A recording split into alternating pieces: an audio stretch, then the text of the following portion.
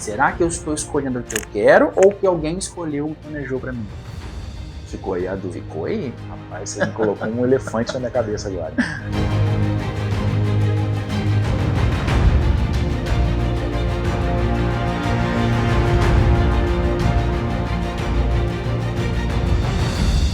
Olá, seja bem-vindo a mais um episódio do Garagem da Indústria. Eu sou o Wellington Bernardinelli e hoje nós temos mais um convidado, Jonathan Michael. Vamos falar de tomada de decisões. Como o nosso cérebro hoje toma decisão? Será que escolhemos de forma racional ou somos mais influenciados pela emoção do que imaginamos? Jonathan, seja bem-vindo a mais um episódio. Agradeço o convite, mais uma vez, poder voltar nesse projeto tão incrível que já se tornou aí, né, uma importante instância na cidade para promover o conhecimento, para difundir informações que são de vital interesse das pessoas, para o seu público, para aquelas pessoas que também assistem e acompanham o seu trabalho. Obrigado, seja bem-vindo mais uma vez. Tenho certeza que quem está assistindo a gente agora vai aprender muito com o que esse carinha aqui tem para falar. Para iniciar, pessoal, se você já não segue o canal do Garagem, por favor, aperta agora no sininho para você receber as notificações dos principais vídeos que estão chegando no canal. Se você não segue o Garagem da Indústria também no Instagram, pode seguir lá, tá bom? E nós estamos também com um Instagram novo do evento A Sala, que foi um grande sucesso que aconteceu esse ano aqui em Juiz de Fora, para você também estar acompanhando os melhores empreendedores, os melhores pensadores em gestão e alta performance da cidade de Juiz de Fora, ok? Vamos lá?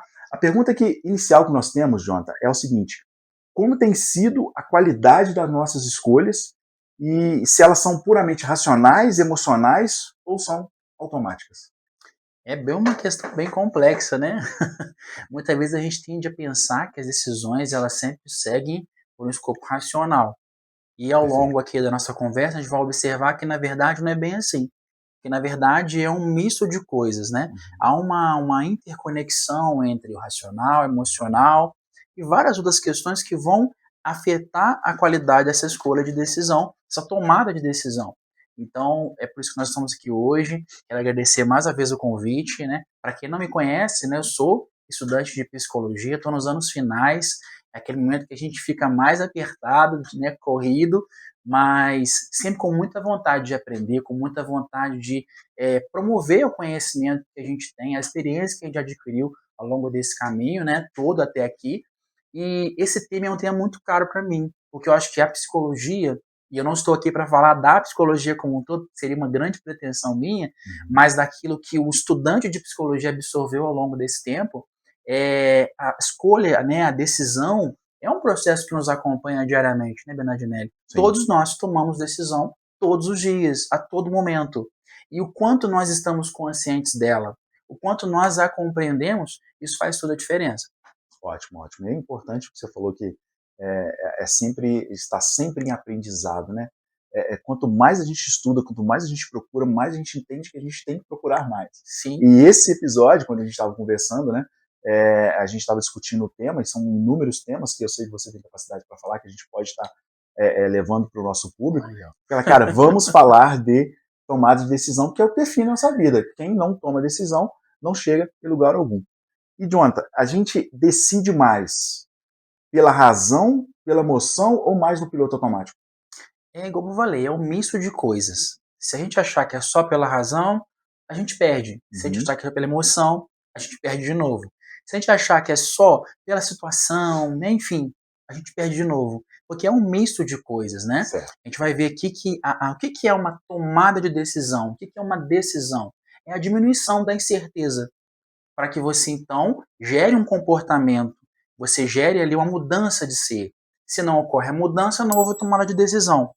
Só que isso ocorre de acordo com vários processos, né? O processo emocional, ele é importante, o processo racional, ele é importante, e também tem um processo automático, que é ele que talvez está o tempo todo ali presente. Nós vamos ver que agora, inclusive, é uma brincadeira que a gente até fez ao longo dessa semana com vocês, que acompanham o trabalho do Bernardinelli, a questão daquela dinâmica, né? O taco e a bola.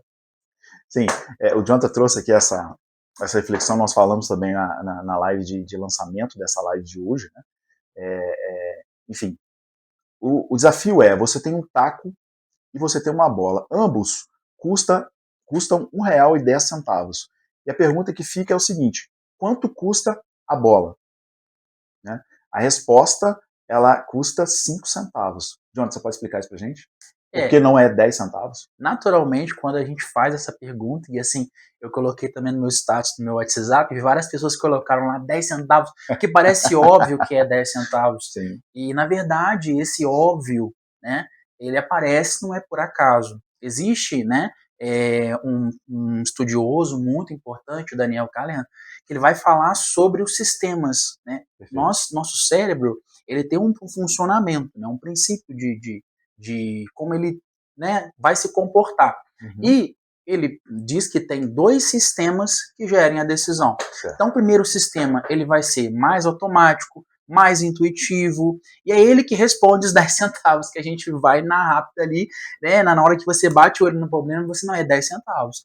Mas exige de nós um esforço cognitivo de pensar mesmo, para entender, peraí, não é 10 centavos. Porque se fosse 10 centavos, no cômputo geral, vai sobrar 10 centavos no final, né? E aí, esse sistema, que ele é mais demorado, que ele exige mais esforço cognitivo, é o sistema 2. Vamos tratar aqui, para facilitar a compreensão, em sistema automático e sistema elaborado. Lembrando que o automático é aquele mais rápido. Todos nós temos ele. Ninguém pode falar que não tem. Por isso que muitas vezes não se trata de tomar uma decisão em relação a se é emocional ou racional. O quanto automática ela é. O quanto você pensou sobre aquilo que você está fazendo. Então, isso é uma coisa interessante e que, na proposta de hoje, faz uma diferença a gente entender que algumas coisas acontecem sem que a gente dê conta que está acontecendo. Perfeito. Então, assim, é uma decisão de falar que é 10 centavos e falar que é 5 centavos. A decisão no automático, você já fala automaticamente que é 10 centavos. Sim. Né? Agora, Jonathan, o que de fato é decidir? Né? O que realmente significa tomei uma decisão? Tem um professor e também psicólogo, que eu gosto muito dele, o Dr. Pedro Calabres. Ele traz um conceito que para mim é muito caro e é muito interessante. Sim. Decidir é nada mais do que reduzir as incertezas. O que são as incertezas? Perfeito. É aquela condição em que você tem mais de uma possibilidade de escolha. Quem nunca se deparou com aquela situação de final de semana, tá louco para assistir um filme com o namorado, com a namorada, com a esposa, ou sozinho que seja, e não consegue decidir se por qual filme ou por qual série vai, porque há uma múltipla variedade ali de opções. E aí você fica preso naquele que nós chamamos de paradoxo da escolha. Então, tomar uma decisão né, diante de várias possibilidades, de várias incertezas, que ninguém sabe se aquele filme que você escolheu vai ser bom ou ruim, até que você assista aquele filme, é você reduzir essa incerteza e aí você vai tomar uma decisão que eu vou assistir aquele filme. Né? Então, reduzir a incerteza, passa por um processo do sistema elaborado, você tem que pensar, né? E aí você toma uma decisão, você assume um comportamento. Isso seria uma definição de tomada de decisão. Certo. E quando que a gente pode dizer definitivamente que aconteceu de fato uma decisão? Existe essa possibilidade? Mudança de comportamento. Toda decisão em si, dentro desse conceito que a gente está construindo aqui, tá? Exige uma mudança de comportamento. Eu posso pensar. Se eu não escolhi uma ação, eu não tomei decisão. Não existe. Porque você fica preso nesse paradoxo de escolhas que você nunca acaba fazendo. E para aquele que toma decisão sem pensar, na verdade ele não tomou decisão, né? Na verdade ele foi driblado pelo seu cérebro? Sim, muitas vezes é o que eu falo. Esse sistema que a gente fala que é automático, né? Ele não é o mal e nem o elaborado é o bom. Não podemos entender dessa maneira. São formas de pensar diferentes, tá? Que já nos acompanha por um processo evolutivo, por uma questão de sobrevivência. Porque pensem bem, vocês que estão nos assistindo aqui. Se a cada coisa que a gente fosse fazer, a gente fosse parar para ficar pensando se vai colocar, por exemplo, a meia no pé direito e depois no pé esquerdo. Se eu vou seguir hoje, enfim, o caminho do trabalho pela direita ou pela esquerda. Essas coisas acontecem no automático. E justamente porque o nosso cérebro, e por questões evolutivas, ele vai ser muito daquela lei do menor custo, né? Ele quer poupar energia. Perfeito. Ter um sistema que, de alguma forma, age no automático, poupa energia para decisões que são mais caras para ele, que Uhum. exigem um gasto metabólico maior. Então, o que é importante a gente saber? Tem esse lado nosso automático, tá? E aí vai misturar. É muito complicado assim quando a gente começa a falar, porque, pô, e onde entra a emoção? A Uhum. emoção é muito importante porque ela vai ser o que a gente fala, e até tem um outro autor que eu gosto muito, que é o Antônio Damasio, ele vai chamar as emoções, né, no sentido de ser um marcador somático. É quando você está Perfeito. prestes a tomar uma decisão e vem aquela pontada no estômago, vem aquele coração acelerado, aquele suor, aquilo marca aquela Uhum. opção que você talvez está em dúvida e você toma uma decisão. Ou pela pressão do ambiente, já vi que mais para Perfeito. frente nem tudo também depende só do indivíduo, tem Uhum. questões do ambiente, tá? E é basicamente esse o processo que acontece. Essa fuga que você fala do cérebro de tomar uma decisão automática acaba também protegendo também, né? É Sim, um sistema de proteção, sim. né? Por isso que eu falo, a gente não pode encarar que o sistema automático do cérebro ele é mau e o sistema elaborado é bom. Não, Isso. ambos têm sua importância. Certo. O que é mal nesse caso é quando a gente para de pensar e começa a aceitar de modo muito acrítico, né, Uhum. as decisões que essa parte mais automática do nosso cérebro vai tomar. É assim que vai surgir os preconceitos, é assim que vai surgir a discriminação. Existem alguns efeitos ali, né, interessantes, são os vieses, as Uhum. heurísticas, né, e aí eu não vou entrar aqui no mérito acadêmico da parte técnica, né, mas o que seria entender? É olhar uma pessoa bonita na rua e achar que ela é bonita, então automaticamente ela é boa. Quem faz essa associação é o lado do nosso cérebro, né, ou é a parte do nosso Uhum. cérebro, parte funcional, que faz tudo por associação, né? Por esse modo automático. O que é bonito é bom. Não, Sim. nem sempre o que é bonito é bom. Nem sempre aquilo que a gente acha que vai fazer bem, faz bem. E aí, o que pesa não é que o automático é ruim e que o elaborado é bom. É não criticar as informações que vêm desses dois lugares, tá? Excelente, excelente. Então a definição que fica dessa parte é que decidir é de reduzir incertezas. Reduzir Essa é uma incertezas. definição muito interessante para nós Sim. que estamos no dia a dia trabalhando dentro das empresas, para você que é estudante, para você que quer comprar um imóvel, quer trocar de carro, né? Então, assim, reduza todas as incertezas possíveis, que dessa forma você vai estar decidindo melhor. Agora, Jonathan, você trouxe é, algumas variáveis de como o cérebro funciona e tal. Que, que negócio é esse, eu posso chamar assim, de corpo estriado? Vamos entrar mais na parte técnica do cérebro, vamos dizer assim. Ele Uhum. calcula custo-benefício, o que é? Vale a pena gastar energia, é isso? Sim, sim. Digamos que a gente tem dentro do nosso cérebro, né? E Uhum. aí é o que eu falei, eu não estou aqui, né? Assim, no sentido da gente ficar muito preso a questões técnicas. Sim. As pessoas que tiverem interesse de conhecer mais, depois ao final do vídeo, eu posso deixar aqui nos links para a Janela autorizar, claro, né? Claro, Ou posso passar meu acesso para que vocês possam conversar com a gente. Eu com te passo certeza. todos os links, todas as referências que são interessantes, mas Uhum. de um modo geral, o que seria legal para todo mundo entender? O nosso cérebro, né? Ele possui ali circuitarias, ele possui ali modos de funcionamento, eu já expliquei na questão do automático e do Sim. elaborado, e ele vai ter ali um corpo administrativo, vamos dizer assim, né? Então, esse corpo estriado, digamos que seria uma parte, uma estrutura do nosso cérebro que está muito preocupado com questões numéricas. Quanto é que Ok. custa? Quanto tempo que vai durar? Então, as decisões, elas sempre vão partir muito desse princípio de qual é a recompensa, Uhum. né? Qual o tempo que vai durar? O que eu vou receber por isso? Entende? Então, tem uma parte do nosso cérebro muito preocupada com isso. Só que não é só isso, né? As emoções entram em jogo. Então, às vezes, uma decisão que parecia muito racional para alguém, para outro alguém pode não parecer. Porque a gente também tem a nossa subjetividade, né? Que é aquela parte mais interna de cada pessoa e que vai Uhum. dizer de acordo com os valores, com as crenças dela, com como ela se desenvolveu, qual é a história dela. Então, tudo isso vai sendo marcado na hora de fazer uma escolha. Entender que existe Perfeito. pelo menos esse lado mais automático, que a emoção não é não, tem que ser racional. Não, tem que ser completo. E entender como é que as coisas são. Né? Eu acho interessante isso que você falou, não vou entrar a fundo, até porque nós não somos, né, especialista no cérebro, né? Nós não somos nenhum nêuron, enfim.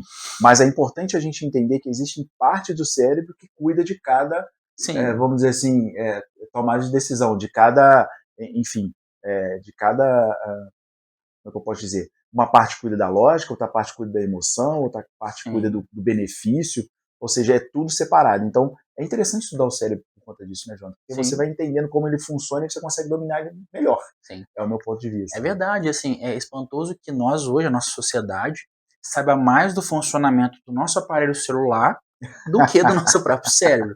A gente não perde tempo, às vezes, é claro, aqueles que estudam, né, como eu estou estudando, quem tem muito interesse, mas a grande maioria não procura saber.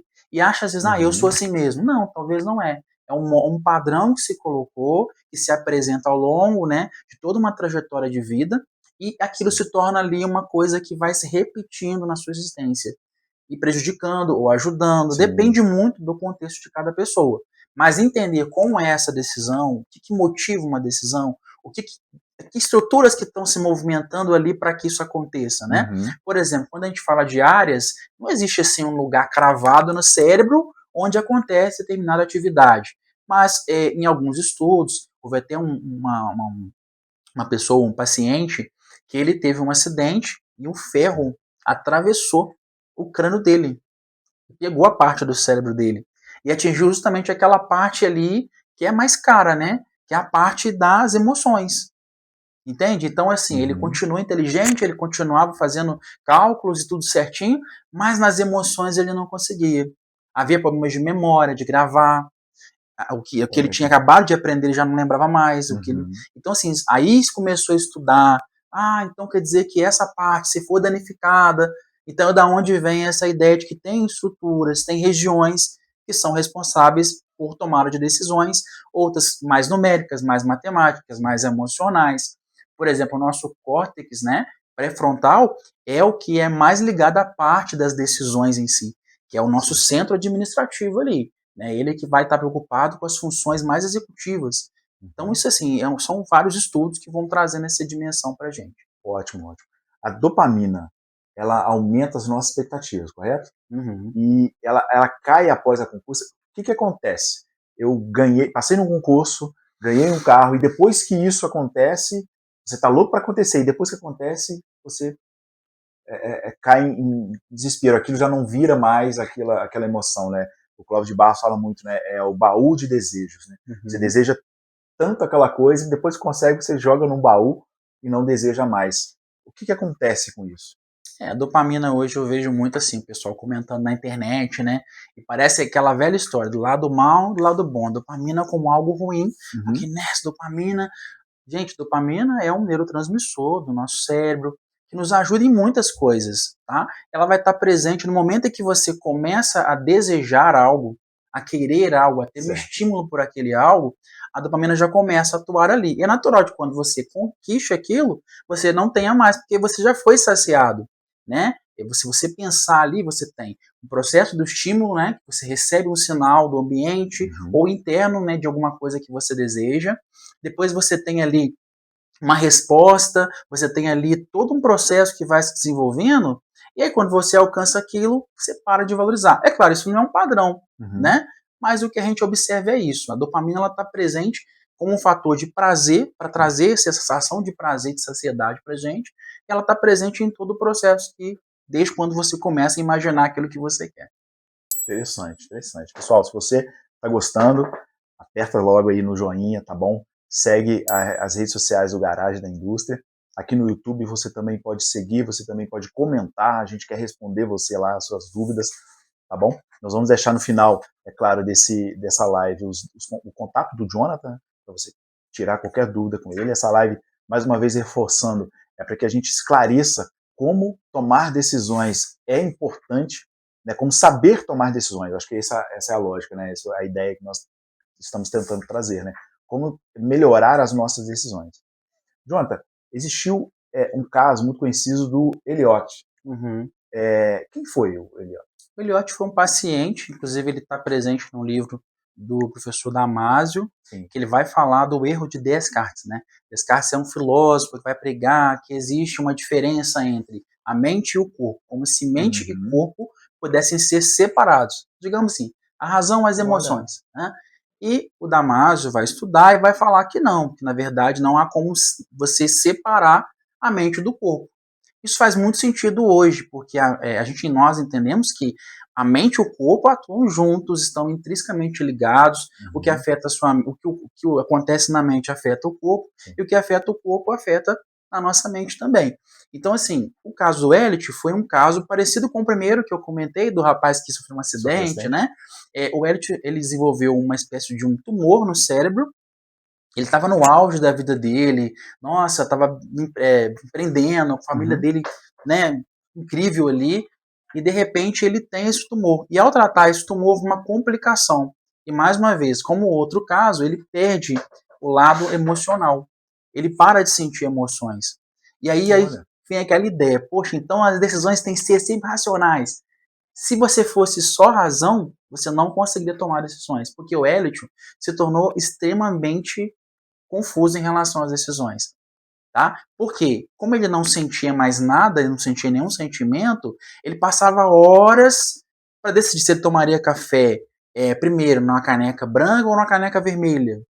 Ele passava horas decidindo se ele ia colocar a meia no pé direito ou no pé esquerdo, ensaiando mesmo, porque ele deixou de marcar as opções com aquela parte mais emocional. A parte emocional é um farol que guia a gente na decisão.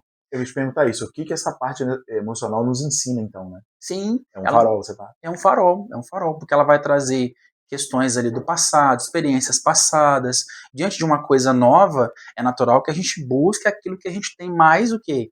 De próximo, de semelhante, né? Então, essa emoção ela é muito importante para marcar as opções que a gente vai tendo no ambiente, ou, enfim, de acordo com a decisão que for tomada. Eu posso, Jonathan, dizer então que sem emoção a gente não consegue decidir? Sem emoção, como no caso do Elliot, demonstra bem isso, é um caso clínico, né? Amplamente estudado, depois vocês podem pesquisar na internet, tem bastante material sobre. Ele não conseguia mais tomar decisões, porque agora somente um lado mais racional estava mais ativo e, consequentemente, ele não conseguia sentir a emoção de cada opção. Porque cada coisa que a gente vai escolher traz ali uma emoção associada àquilo. Se você não sente um frio na barriga se você vai pular de um penhasco, por exemplo, você pula, porque parece que está tudo bem, né? Então a decisão ela é marcada pela emoção. É uma questão de equilibrar as coisas, né? Eu acredito muito, falando esse exemplo que você trouxe do penhasco, sobre essa questão do cérebro se defender, né? Então, acho que o medo pode entrar, é uma emoção, pode entrar nesse caso. Então, no penhasco, você automaticamente você não vai ter. Você não vai pular, né? Ou mesma coisa para quem não gosta de nadar também, ou não sabe nadar, né? Ele não vai se aventurar. Tem os sentimentos, né, que são mais instintivos, que a gente já vem habilitado com eles, vamos dizer assim, e tem aqueles que são aprendidos, como você colocou, medo, vergonha, que não são maus em si mesmo. Não é, na psicologia é muito legal, porque esses sentimentos não são vistos como vilões. Só se torna um problema quando nós perdemos o equilíbrio e o controle. Isso passa a prejudicar a nossa decisão, a nossa trajetória, enfim, a nossa vida como um todo. Muito bom. Jonathan, a gente vive hoje num ambiente, nós estamos aqui agora numa live, milhares de pessoas vão assistir, né, estão assistindo a gente, e a gente vê um excesso de informação gigantesco. Esse excesso de informação justifica os nossos erros, é por isso que nós erramos muito, porque existe muita informação e aí a gente não consegue decidir, a gente não consegue trabalhar e aí a gente não consegue pensar, o pensamento mais rápido vem para agilizar as coisas e a gente erra mais.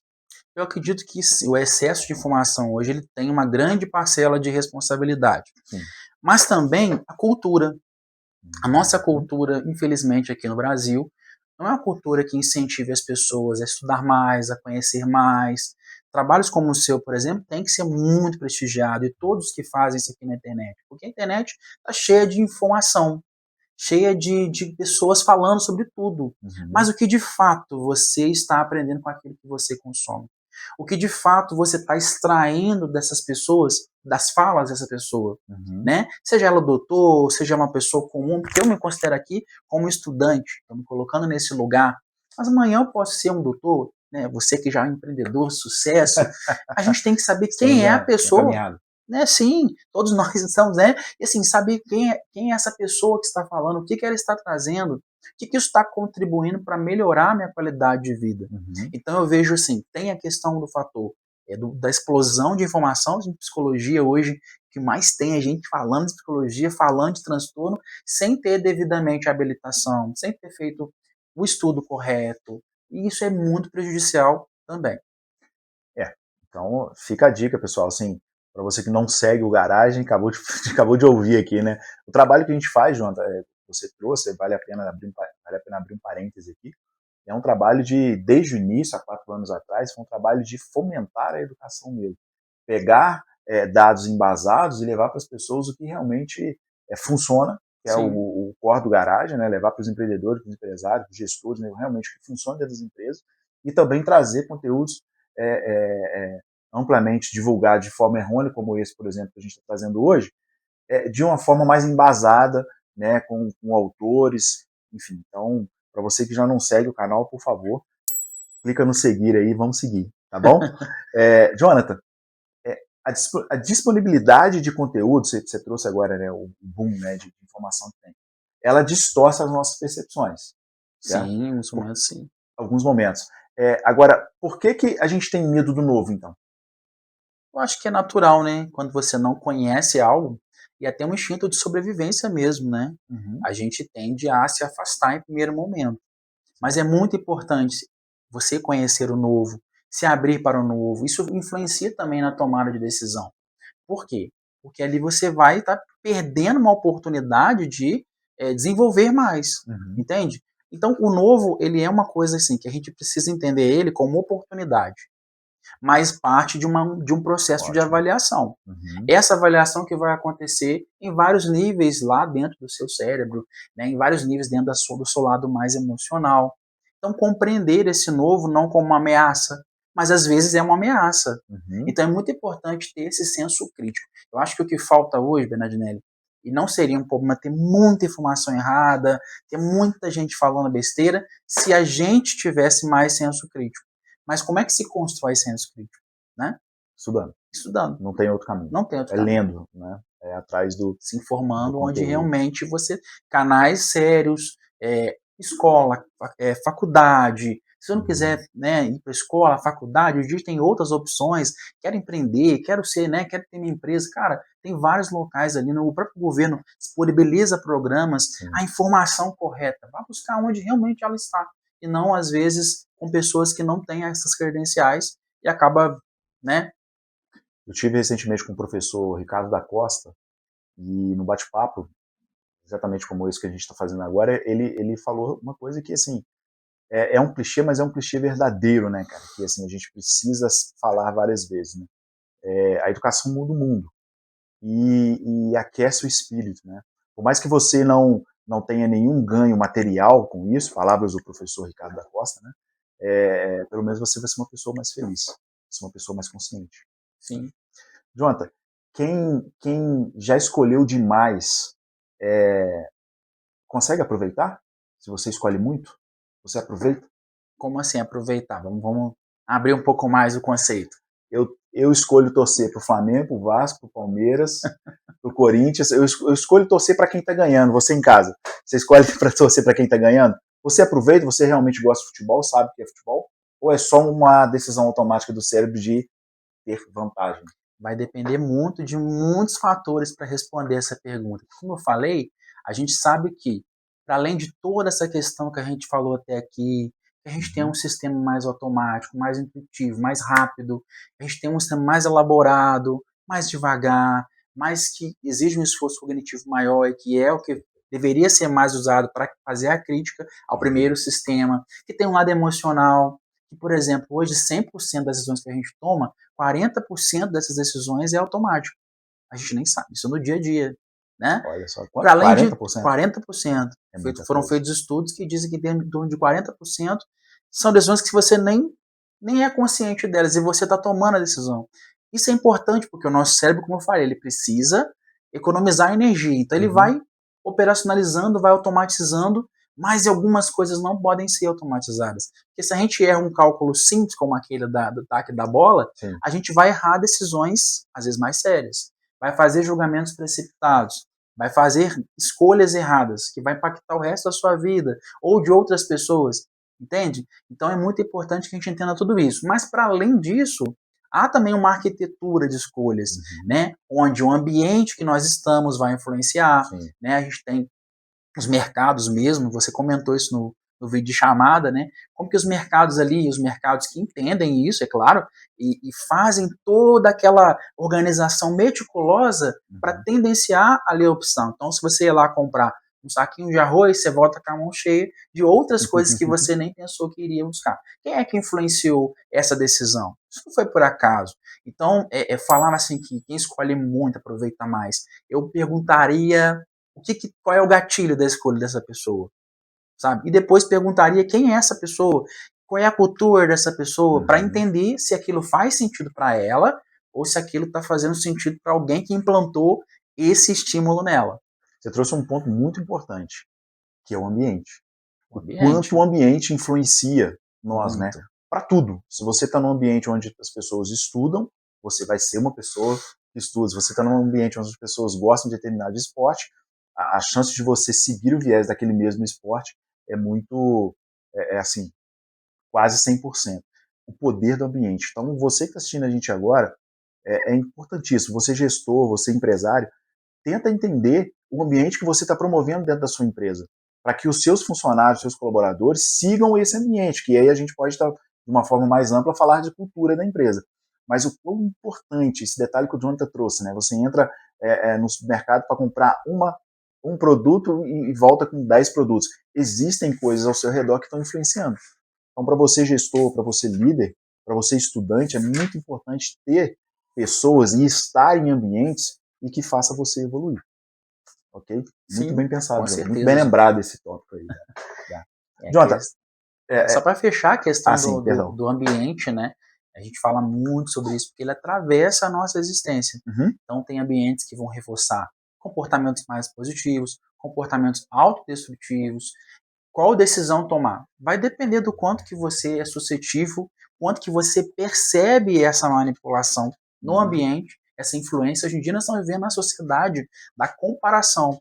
Quem não quer se comparar? Quem não se compara ao entrar na rede social, seja lá o Instagram, TikTok, automático, né? É automático. O nosso lado automático ativo o tempo todo dizendo que nós temos que ser igual ao fulano, cicrano, a Beltrano, que se até agora eu cheguei aqui com essa idade, eu não conquistei tudo que eu queria, já não sou mais capaz, eu sou invalidado.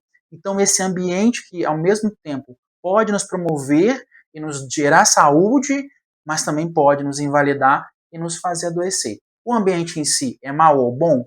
Muitas vezes não. É uma questão, como eu falei, de percepção, de entender isso, de fazer essa autocrítica, quem eu sou, quais são meus valores, e aí sim você vai começar a tomar decisões mais conscientes. Muito bom. Porque você pode estar num ambiente ruim e tomar a decisão de sair desse ambiente. Sim. Então é uma percepção sua e é muito bom. Muito bom isso, John. Legal. O que são nuggets? Nuggets é esse termo mais técnico, né? Que vai falar desse processo de manipulação que acontece em todos os ambientes. Você pode ver, por exemplo, em shoppings, é muito comum você ver aquela escada enorme que está muito aparente. Você entra no shopping que geralmente tem uma escada bem aparente, uma escada rolante. Para quê? Se esse shopping quer que as pessoas evitem o uso do elevador, ele vai deixar essa escada mais aparente e o elevador vai ficar mais escondidinho. Geralmente os elevadores em shopping eles são mais escondidos, né? Se vocês já perceberam. Em mercados, como eu já citei, mas tem várias outras questões que a gente pode observar. Tem países aí que, por exemplo, para estimular as pessoas a não serem negligentes com relação aos impostos, colocam cartazes espalhados em várias partes estratégicas das cidades, né, dizendo, olha, aqui 90% da população não sonega impostos. Só o ato de colocar esse aviso gera um impacto de manipulação ali, no sentido de influenciar a decisão, e as pessoas realmente elas não são, porque elas não querem estar de fora. Aqui no Brasil não tem esse termo específico, né? Que é o medo de ficar de fora. Mas lá nos Estados Unidos eu sei que tem um termo específico para isso, que vai tratar disso. As pessoas não querem ficar de fora. A rede social hoje é muito disso, né? Basicamente isso. Basicamente isso, né? Muito bom. Então são estratégias que as empresas, você citou, supermercados, shoppings, trazem para querer. Eu não sabia que o elevador ficava escondido assim, não. Para mim era o lugar que tinha que ser construído. Eu não sabia que era estrategicamente colocado ali para fazer com que as pessoas subissem a escada. Olha Mais que uma vez, interessante. isso aí é uma estratégia comum, não quer dizer Sim. que todos sejam assim, Sim. mas que existe essa estratégia, né? Como tem, é nesse sentido de fazer com que as pessoas tomem decisões baseado naquela pessoa que pensou aquele ambiente. Que a gente Perfeito. chama até de arquiteto das escolhas, ela tem um nome, Olha, né? que Essa pessoa que pensa como influenciar outras pessoas a fazer exatamente aquilo que ela quer que as pessoas façam, Uhum. mas as pessoas achando que elas escolheram por vontade própria. Então é uma questão da liberdade de escolha. Será que tem mesmo? Será? Na prática, Jonathan, como organizar um ambiente para decidir melhor? Mais uma vez, gente, é estar consciente. Eu sempre vou Perfeito. tocar nesse ponto, inclusive hoje, né, nas possibilidades que eu tenho de atuar de modo clínico, eu sempre converso com as pessoas e falo, é se conhecer. O autoconhecimento, primeiramente. Porque como que eu vou organizar um ambiente se eu não sei o que eu estou procurando, se eu não sei quem eu sou, se eu não tenho um propósito claro, se eu não tenho valores claros. Então, primeiramente, me organizar internamente. Olhar para dentro. Olhar para dentro. Certo. Quem eu sou? Autoconhecimento. Depois você vai criar a sua proposta de existência mesmo. Meu propósito de vida, meu trabalho, você começa a desenhar isso. E se você não consegue fazer sozinho, não tem que sentir vergonha. Eu ia te perguntar isso agora. Porque muitos de nós, a maioria de nós, não é ensinado a pensar. Uhum.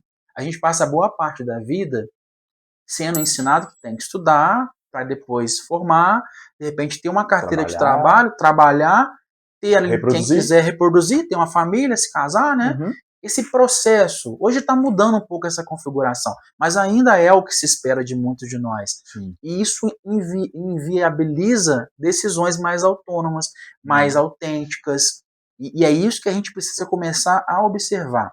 Será que eu estou escolhendo o que eu quero ou que alguém escolheu e planejou para mim? Ficou aí a dúvida. Ficou aí? Rapaz, você me colocou um elefante na minha cabeça agora. Hein? É isso aí, pessoal. Jonathan, por que a gente evita decidir, por exemplo, que está com fome, que está com sono, que está com estresse? O que acontece? Talvez você já tenha explicado isso de alguma forma, mas de uma forma mais prática. O que acontece? Mais uma vez, a gente vai voltar lá no início da nossa discussão, né? A gente estava falando sobre os dois sistemas que, segundo esse autor, né, que é o Daniel, vai falar sobre o sistema automático e o sistema mais elaborado. O nosso cérebro, ele gasta muita energia. Então, que ele pode economizar de energia, ele vai economizar. Se você está sem comer direito, sem dormir direito, você não está com a energia lá em cima, certo? Então, o cérebro vai fazer o quê? Ele tende a economizar. Logo, o sistema automático ele tende a ter mais protagonismo. E geralmente o protagonismo do automático nos conduz a erro, porque ele pega as informações que estão mais disponíveis na memória dele, que pode não ser verdade. Ele precisa de uma resposta. É a mesma coisa de novo, tá aqui a bola. O que é mais fácil responder? Eu fiz a provocação para a gente voltar mesmo lá no início, porque eu acho que o início é uma coisa que eu sempre falo dentro das empresas. Quando a gente começa certo, existe a possibilidade de a gente errar. 50% de... Agora, se você começa errado, a chance de errar é muito grande. Sim. Então, nós iniciamos esse bate-papo certo. Por isso que às vezes eu busco, porque está fazendo a ligação com o início do nosso bate-papo. Agora, tentando fazer um compilado de tudo, então, já que o cérebro ele pensa rápido, ele quer tomar decisão rápido, ele quer economizar energia, vale a pena desconfiar da primeira resposta que vem na minha cabeça? Com toda certeza. Com toda certeza. Principalmente daquelas que nós somos capazes de perceber, porque algumas vão estar tão no automático que você já não percebe mais. Mas aí começam a ver as respostas do ambiente, né? Atos de preconceito, atos de misoginia, atos, né, de racismo, sem querer, porque já está no automático, que eu sempre falei assim, é o tipo de resposta, o tipo de comportamento que você nem pensa que está errado. Mas se você para refletir um pouquinho, poxa, realmente aquilo que eu falei não estava certo. Aquela pessoa que eu joguei assim não foi legal. Essa decisão que eu tomei em relação a isso eu não pensei direito. Então, por que muitas vezes é importante parar para pensar? Para não tomar decisões inconsequentes, né, pouco conscientes. Muito bom. Jonathan, a gente está chegando, infelizmente, ao nosso fim desse bate-papo. Espero revê-lo nos próximos episódios do Garagem. Eu queria que você deixasse uma mensagem para quem quer decidir melhor. Primeiramente, autoconhecimento. Hoje em dia, né, até mesmo, eu até brinquei com o Bernardinelli, não sei se tem algum estudo, eu não peguei para ler ainda, mas eu acredito que já deva ter. A gente fala muito desse sistema automático e elaborado dentro do nosso cérebro, mas eu falei o quê? Que o ambiente também nos influencia. E hoje está Sem buscando dúvida. muita informação nas IAs. As IAs como se fosse um cérebro externo, Uhum. porque muitas pessoas estão abrindo mão de refletir, de pensar, para buscar a resposta já pronta lá na IA, que também, talvez com um nome diferente, né, ela cometa ali delírios, é um nome até técnico, né, para quem está mais inteirado desse assunto, a Uhum. IA também comete erros, inclusive vem escrito lá nos aplicativos que a IA não é 100% segura, no sentido de veracidade, de confiabilidade. Então, primeiramente, eu acredito, Benadinelli, que seria autoconhecimento. Depois, Perfeito. conhecer, que seria no sentido de buscar esse conhecimento em fontes corretas. Tá? Excelente. Se eu estou sentindo que a minha vida não anda bem, por que não buscar um apoio profissional de um psicólogo, de outros profissionais de saúde, para que você comece a dirigir melhor a sua vida? Se a minha carência é para iniciar um empreendimento, antes de eu tomar a decisão de abrir esse estabelecimento, esse negócio, eu Uhum. posso buscar um apoio do Sebrae, eu posso ir em algum órgão, algum programa, eu posso conversar com alguém que tenha essa informação, alguém de confiança, alguém que tenha resultado, Uhum. né, que tenha evidências. Porque é isso, pessoal. Se nós não buscarmos dessa maneira, vamos continuar escolhendo errado. Depois que a gente fizer esse processo de, primeiramente, se autoconhecer, buscar o conhecimento, é praticar. Porque, como a gente falou aqui, tomar decisões é reduzir incerteza para gerar um comportamento, uma mudança de comportamento. Perfeito. Não adianta nada saber muito, acumular muito conhecimento, mas não tomar decisão nenhuma. Então, faça, ainda que dê errado. Comece, revise, a Uhum. revisão é muito importante, não é vergonha errar, né? Então, revisou, é aquele processo contínuo de melhorias. Isso não pode parar. Muito bom, muito bom. Que aula, hein, pessoal? Espero que você que está da tela, do outro lado da tela, tenha aprendido alguma coisinha, algum ponto. Eu tenho certeza que você pegou, vai levar para sua vida, vai levar para sua empresa e que você continue nos seguindo aqui para que você tenha acesso os melhores conteúdos, né, embasados e os melhores profissionais também. Pronto, mais uma vez, muito obrigado por estar aqui, cara, Obrigado a comigo. você pelo convite. Você quer deixar alguma palavra final? Eu quero agradecer a atenção daqueles que ficaram até aqui com a gente. Como eu falei, a gente está aqui na humildade, né? Estamos começando, engatinhando a vida aí acadêmica, quase terminando a faculdade, iniciando a vida profissional na psicologia, mas muito sedento de conhecimento, muito sedento de tocar as pessoas, de fazer o bem através do conhecimento. Então, é muito importante que a gente sinta isso, né? Essa alegria de estar aqui, de passar para quem está assistindo. Infelizmente, a gente não vai poder acompanhar todos, né? Porque é muitas pessoas comentando, muitas pessoas Sim, falando, curtindo, mas eu quero agradecer mais essa oportunidade e, enfim, imagina. a todos e dizer que está aí, né, na medida do possível. Convide mais vezes que a gente volta de novo. Galera, mais uma vez, se você não segue, segue o canal do Garagem da Indústria no YouTube, no Instagram, tá bom?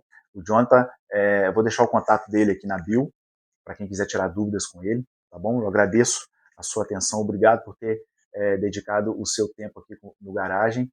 Até a próxima. Grande abraço. Tchau.